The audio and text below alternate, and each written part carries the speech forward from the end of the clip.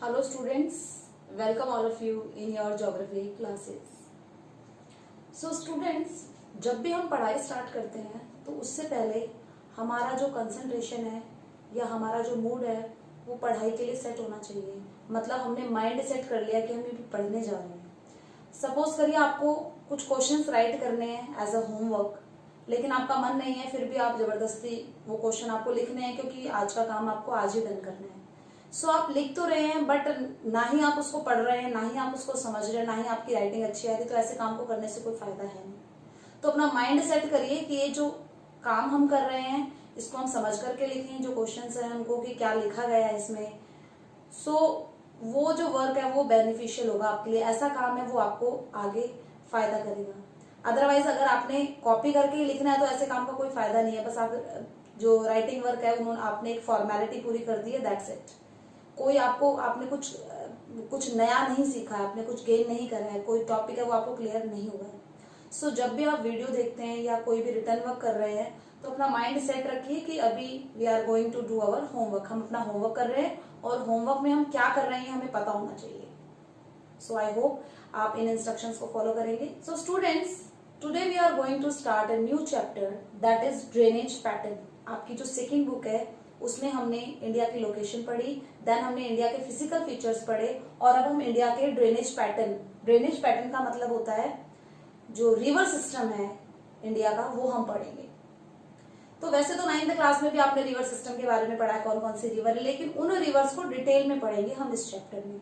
सो उससे पहले हमें कुछ टर्म्स हैं वो समझनी पड़ेंगी. So first one is drainage.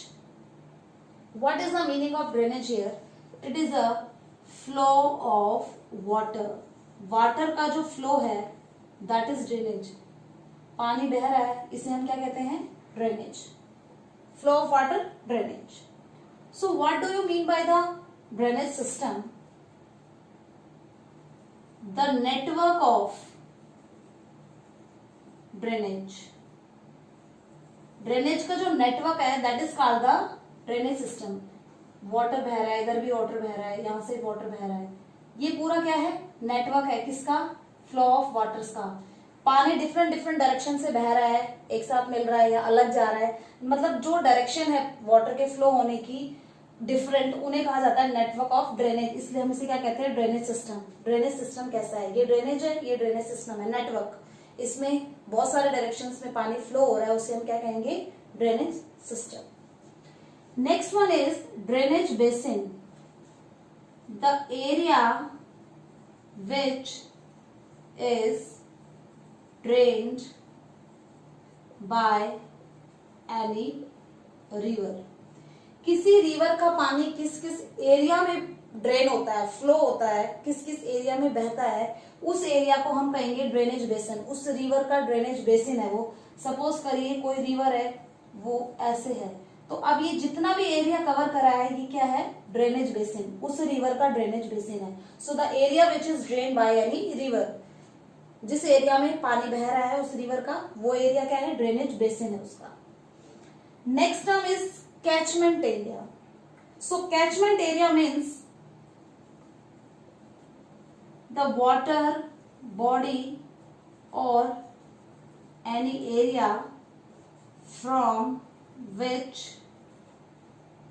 a river gets water. जहां से पानी ले रही है वो रिवर, उस एरिया को उस रिवर का कैचमेंट एरिया कहेंगे. कहां से पानी आया है उस रिवर में? किसी ग्लेशियर से आया है, किसी लेक से आया है, तो वो क्या हुआ? कैचमेंट एरिया हुआ उस रिवर का. And the last is water divide. जो टू रिवर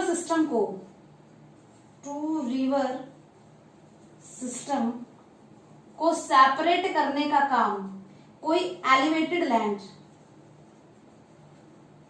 ऊपर उठा हुआ लैंड, कोई ऊपर उठा हुआ लैंड जो टू रिवर सिस्टम्स हैं उनको डिवाइड कर दे, that is called the water divide. Suppose करिए कोई हिल है और दो रिवर चली आ रही है, एक यहां से और एक यहां से. तो अगर ये लैंड नहीं होता तो ये आपस में मिल सकती थी, लेकिन अभी ये यहाँ बहने लगी, ये यहाँ बहने लगी, क्योंकि यहाँ पर एक एलिवेटेड लैंड आ गया. तो ये लैंड क्या हुआ? सपोज करिए कोई रिवर है, यहाँ पर रिवर 1 ये 2, तो रिवर 1 और 2 को डिवाइड करने वाला ये जो हिल है इसे कहा जाएगा वाटर डिवाइड। सो क्लियर है आपको ये टर्म्स? एक बार फिर देख लेते हैं। Drainage means flow of water, पानी किस कहां पर बह रहा है, पानी के बहने को ही बोलते हैं drainage. Drainage system, network of drainage, बहुत सारे ड्रेनेज है, उनके पूरे नेटवर्क को हम क्या कहते हैं? Drainage system. ड्रेनेज बेसिन, जिस एरिया में कोई रिवर बह रही है, जिस एरिया में वाटर बह रहा है, उस एरिया को बोलते हैं ड्रेनेज बेसिन। यहाँ पर एरिया है वो मेन है। कैचमेंट एरिया, जहां से उस वाटर बॉडी में पानी आ रहा है, जहां से उस रिवर में पानी आ रहा है, उसको बोलते हैं कैचमेंट एरिया। वाटर डिवाइड, जब ड्रेनेज सिस्टम को सेपरेट कर दे, कोई एलिवेटेड लैंड, कोई अपलैंड, कोई ऊंचा उठा हुआ भाग है, कोई माउंटेन है, कोई हिल है, या वैसे ही लैंड का जो नॉर्मल पार्ट है वो थोड़ा सा टिल्ट है, थोड़ा सा ऊपर उठा हुआ है, और दो ड्रेनेज सिस्टम उनको अलग कर दिया, separate, that is called the water divide. So understand. अब हम पढ़ेंगे ड्रेनेज पैटर्न। ड्रेनेज पैटर्न मतलब वाटर के फ्लो होने की डायरेक्शन क्या है, कौन से शेप बनाता है वाटर जब फ्लो होता है किसी रिवर का। So first one is dendritic.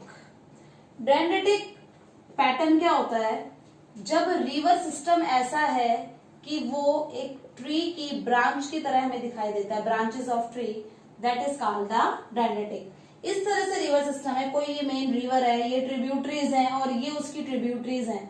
सो इस तरह से जब स्ट्रक्चर बनता है, हमें लगता है जैसे ब्रांचेस हो ट्री की देखने में, तो उसे कहते हैं हम डेंड्रेटिक पैटर्न।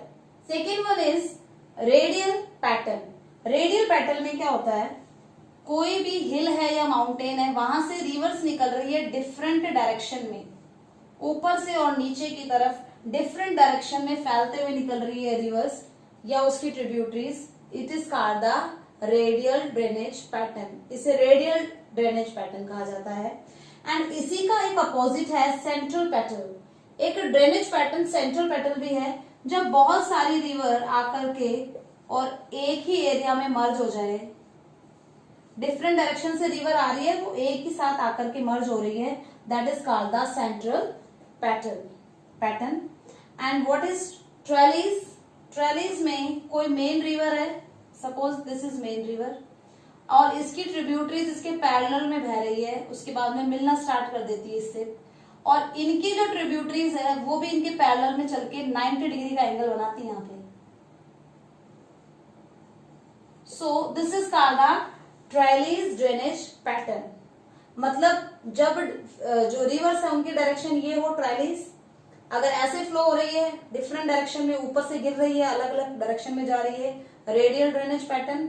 अगर एक ही एरिया में आकर के मिल रही है different reverse, that is called the central pattern drainage pattern. And जब वो ट्री की ब्रांचेस की तरह दिख रही है, दैट इज डेंड्रेटिक पैटर्न। ये डेंड्रेटिक पैटर्न आपको देखने को मिलेगा नॉर्दर्न प्लेन में। नॉर्दर्न प्लेन में ऐसा ही जो रिवर्स है नॉर्दर्न प्लेन की, गंगा रिवर, वो इस तरह के डेंड्रेटिक पैटर्न बनाती है। एंड रेडियल पैटर्न आपको अमरकंटक हिल है, वहां से डिफरेंट रिवर्स निकलती है। सो ये कुछ डेंड्रेटिक पैटर्न है रिवर्स के। इंडियन रिवर्स को हम डिस्ट्रीब्यूट कर सकते हैं 2 ग्रुप्स में, and this is on the basis of drainage system. Drainage system मतलब कहां पर वो ड्रेन हो रही है, कहां पर वो मर्ज हो रही है, कहां पर जाकर के एंड में मिल रही है वो रिवर्स, उसके बेसिस पर हमने 2 ग्रुप बनाए हैं। एक वो ग्रुप है जो बे ऑफ बंगाल में मर्ज होती है, एंड एक वो ग्रुप है जो अरेबियन सी में मर्ज होती है। तो अब देखते हैं हम बे ऑफ बंगाल में कौन सी रिवर्स मर्ज होती हैं। Ganga, Brahmaputra, Mahanadi, Krishna, Kaveri, Godavari, these are rivers that merge in the bay of Bengal. और ये ड्रेनेज, इंडियन ड्रेनेज सिस्टम का 77% बे ऑफ बंगाल में मर्ज होता है। सेकेंड वन इज अरेबियन सी। अब अरेबियन सी में 23% ड्रेनेज है इंडिया का, 23% है वो अरेबियन सी में जाकर के मिल जाता है। उसमें इंडस, नर्मदा, तापी, प्रयाग, माही, ये रिवर्स है जो अरेबियन सी में। तो अभी यहाँ पे देखने से पता चल रहा होगा कि ज्यादा ड्रेनेज सिस्टम है वो कहां पर है, बे ऑफ बंगाल में। जबकि अगर हम कंपैरेटिवली देखें तो अरेबियन सी में 23% है, बे ऑफ बंगाल में 77%. Now we will read the drainage system on the basis of size. Size means here water quantity. Major drainage system. Major drainage system में वो रिवर आती है जिनका कैचमेंट एरिया 20,000 किलोमीटर स्क्वायर से ज्यादा हो। यानी यहाँ पर कैचमेंट एरिया मतलब आप हमने अभी पहले पढ़ा था, कैचमेंट एरिया वो एरिया होता है जहां से कोई रिवर है वो वाटर लेती है। तो अगर 20,000 किलोमीटर स्क्वायर से ज्यादा है वो कैचमेंट एरिया और वहां से कोई रिवर निकल रही है तो उसे कहा जाता है मेजर ड्रेनेज सिस्टम रिवर। इनमें गंगा, ब्रह्मपुत्र, नर्मदा, तापी ये रिवर्स हैं जो इतने बड़े कैचमेंट एरिया से पानी लेके आती हैं।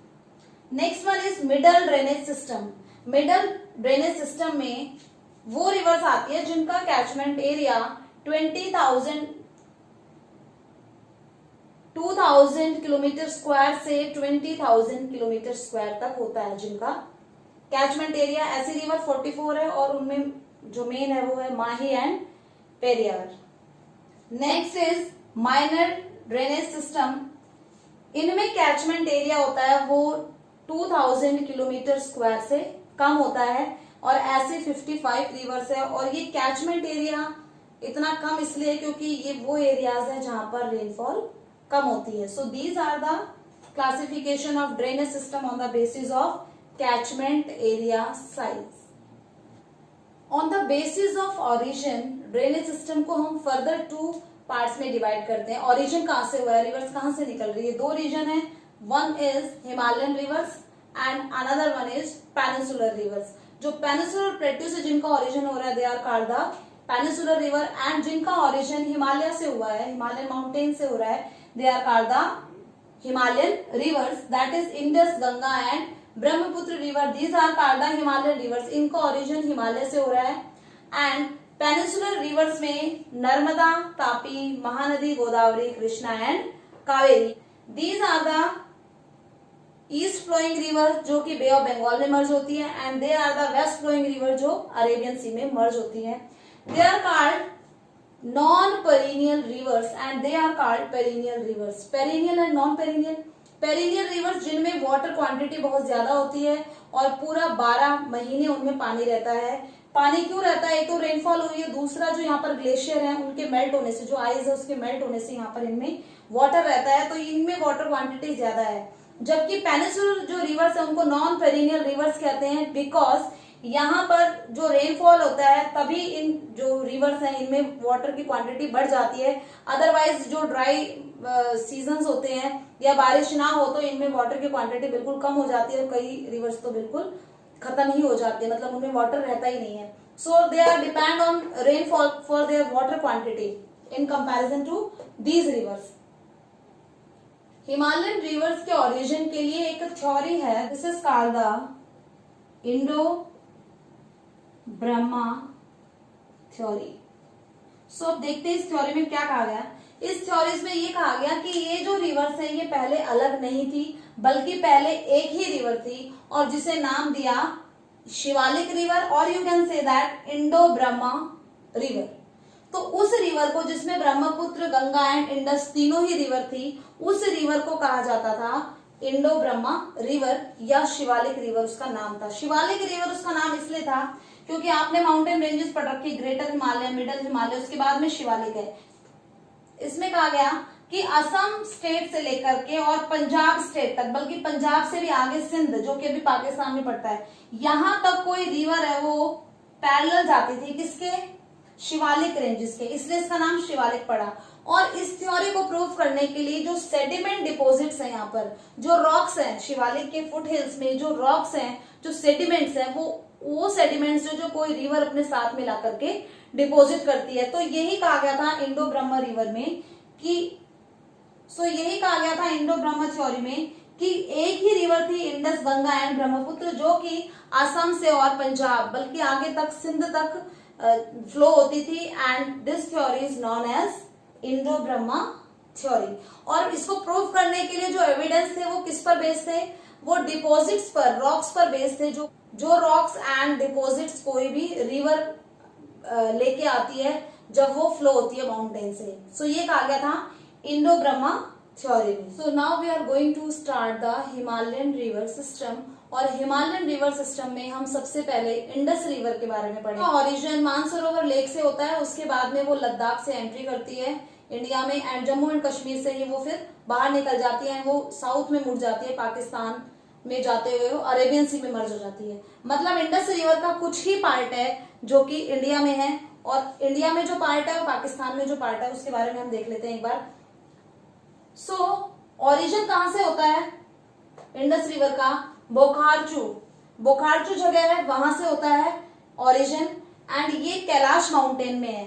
बोखारचू हिल है, ये कहां पर है? कैलाश माउंटेन में, जो कि मानसरोवर लेक के बिल्कुल पास है, जो कि हिमालय में है मानसरोवर लेक। सो हिमालय में मानसरोवर लेक के पास में बोखारचू से इसका ओरिजिन हो रहा है इंडस रिवर का। क्लियर? उसके बाद में सपोज ओके यहां पर है बोखारचू एंड मानसरोवर लेक, उसके बाद में इसका ओरिजिन होने के बाद में ये वेस्ट डायरेक्शन में मुड़ जाती है, इधर की साइड नहीं मुड़ती है, इधर की साइड मुड़ती है ब्रह्मपुत्र रिवर, वो भी यहीं से ओरिजिन होती है मानसरोवर लेक से। लेकिन अभी हम इंडस रिवर पढ़ रहे हैं तो इंडस रिवर अपने वेस्ट में मूव हो जाती है। अच्छा, वेस्ट में चलते हुए उसकी एक ट्रिब्यूटरी उसको मिलती है जिसे बोलते हैं हम जास्कर, जास्कर मिलती है। उसके बाद में शोयोक एंड नुब्रा मिलती है, ये सब इसको मिल रही है जम्मू एंड कश्मीर में। तो इंडस के निकलने के बाद में इंडस रिवर जब ओरिजिन हो गई है उसके साथ में उसकी ट्रिब्यूटरीज मिलती है, छोटी रिवर जो होती हैं। सो जास्कर, शोयोक, नुब्रा उसे मिलती है। उसके बाद में शेंगर, सुरु, द्रास ये रिवर मिलती है, एंड उसके बाद में पाकिस्तान में मिलती है गिलगित, और उसके बाद में ये पाकिस्तान में चली जाती है रिवर। यहाँ पर अब इंडिया में भी कुछ रिवर्स हैं जिनका ओरिजिन तो इंडिया से हुआ है, लेकिन वो जाकर के मिल जाती है किससे? इंडस रिवर से। पाकिस्तान में जाकर के चली जाती हैं वो रिवर्स, क्योंकि उनका मूवमेंट भी वेस्ट की साइड है। सो देख लेते हैं एक बार। सबसे पहले झेलम रिवर, झेलम रिवर निकलती है वेरीनाग से, जो कि पीर पंजाल में है। पीर पंजाल में वेरीनाग है, वहां से झेलम रिवर निकलती है। उसके बाद में चेनाब रिवर बारालुचाला से निकलती है और झांग में जाकर के झेलम और चेनाब दोनों मिल जाती है। कहां पर मिलती है? झांग में। कौन कौन सी रिवर? चेनाब एंड झेलम। ठीक है।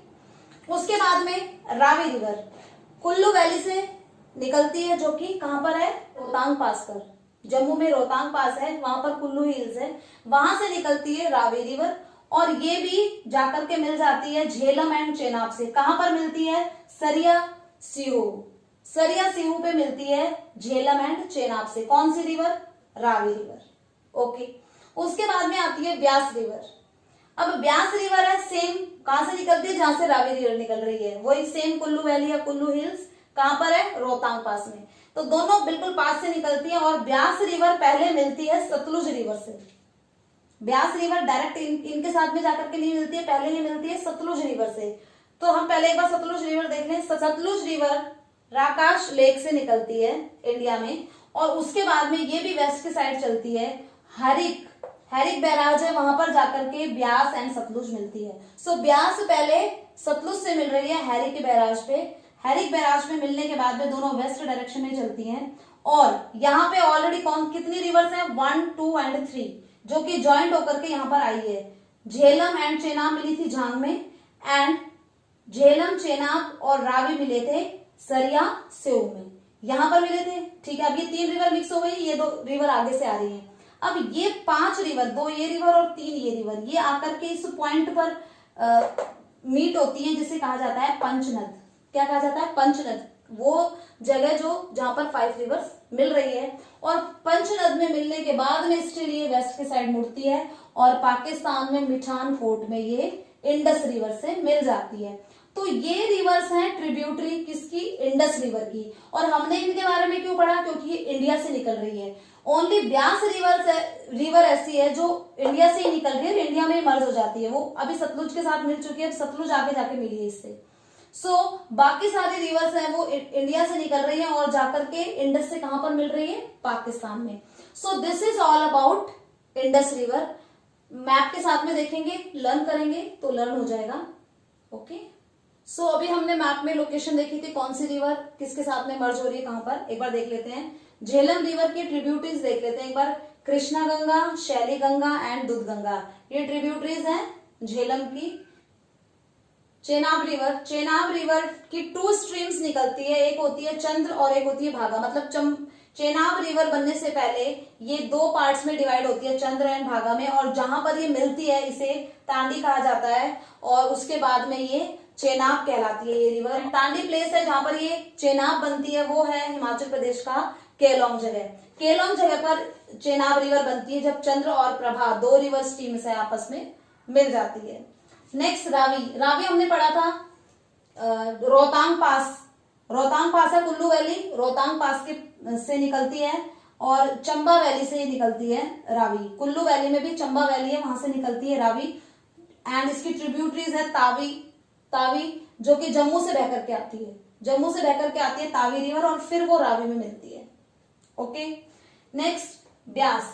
ब्यास कहां से निकलती है? अगेन कुल्लू वैली से निकलती है। अब ब्यास सतलुज के साथ में मर्ज होती है जिस जगह पर, उसे हरीक बोलते हैं। क्या बोलते हैं? हरीक बोलते हैं। और हरीक से इंदिरा गांधी कैनाल, जो कि एक आर्टिफिशियल कैनाल है, जो कहां पर इंडियन डेजर्ट में लगाई गई है। इंडियन डेजर्ट में पानी नहीं था, तो पानी के लिए ब्यास और सतलुज रिवर जहां पर मिल रही है, दोनों रिवर्स का वाटर है वो इंदिरा गांधी कैनाल कहां पर मूव करी गई है, कहां पर लगाई गई है? राजस्थान में, डेजर्ट में लगाई गई है, इंडियन डेजर्ट में लगाई गई है, वहां पर पानी पहुंचाने के लिए। वो भी कहां से? हरीक बैराज से। ओके, हरीक बैराज है कहां पर है? जहां पर ब्यास एंड सतलुज आपस में मिल रही है। सतलुज रिवर कहां से निकलती है? तिब्बत से निकलती है। एंड सतलुज रिवर पर एक multipurpose project hydro electricity plant लगाया गया है जिसका नाम है भाखरा नांगल डैम। तो सतलुज रिवर पर कौन सा डैम है? भाखरा नांगल डैम। तिब्बत में जब सतलुज रिवर निकलती है, इसे क्या कहा जाता है? कहा जाता है लांगचा खंबान। लांगचा खंबान कहा जाता है सतलुज रिवर को जब ये तिब्बत से निकलती है। Okay. Then Indus river also, Mansarovar lake जो कि तिब्बत में। अब तिब्बत से जब निकलती है इंडस रिवर, इसे क्या कहा जाता है? इसे कहा जाता है सिंगी कामबान। क्या कहा जाता है? सिंगी कामबान। These are some details about the Himalayan river, Indus river. Indus river की ये कुछ डिटेल्स थी जो हमें लर्न करनी पड़ेगी। हमारे एनसीईआरटी बुक में जो डिस्क्रिप्शन दे रखा है वो लेंदी है, मतलब एक डिटेल बताई हुई है, जब भी आपको मैप के साथ में मैंने जो समझाई है। सो नोट्स बना करके हम इसे रिवाइज करेंगे। जब हम 2 या 3 बार इसे पढ़ेंगे हमें लर्न हो जाएगा ये।